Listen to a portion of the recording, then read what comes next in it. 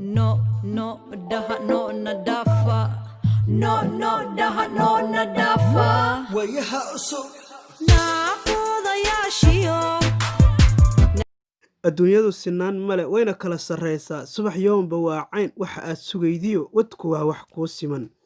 intaasina waa ugu horreyntii waxyaabihii ka dhacaya caawa ay taariikhdu ay tahay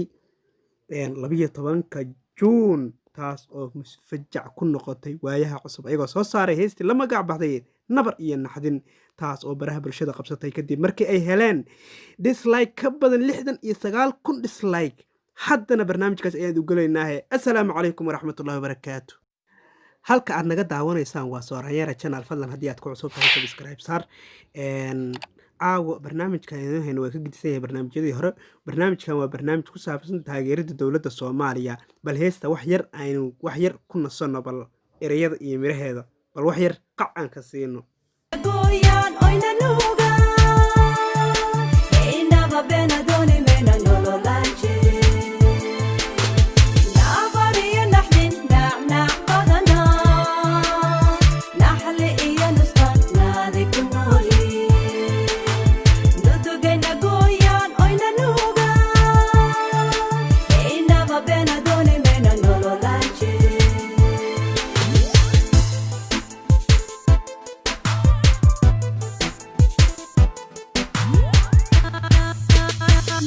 Nacablayaashiyo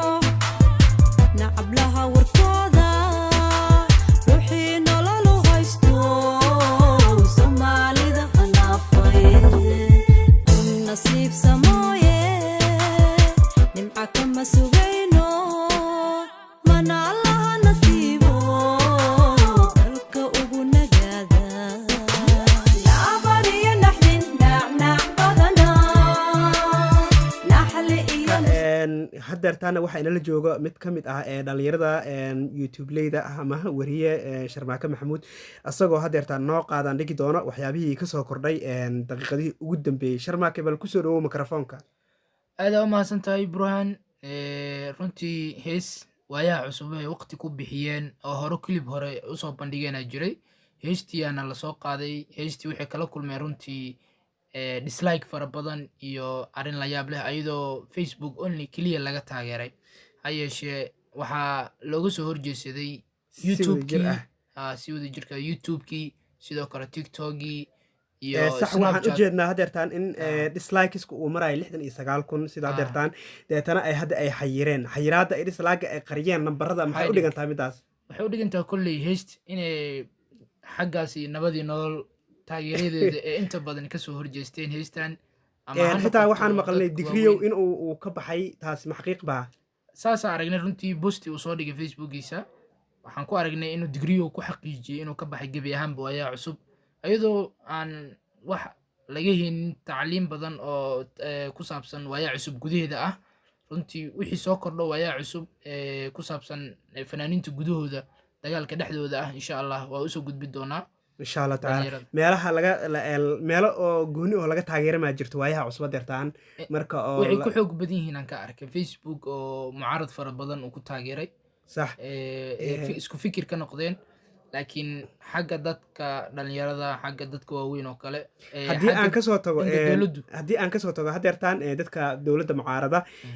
oo u taageeray heesatan waxaa jirto youtubeley fara badan iyo dhalinyaro ah oo kaleento sida haddeertaan CK oo kale CKna wuxuu yidhi anigu waxaan taageersanahay dowladda Soomaaliya Darisla Cabdi sidoo kale wuxuu yidhi dowladda taageersanahay taasna ma u muuqataa inay tahay ayadana weji cusub oo soo baxay wallaahi waa arrimaha la yaabka leh runtii xitaa bahdii ku jirtay youtubekii warbaahinta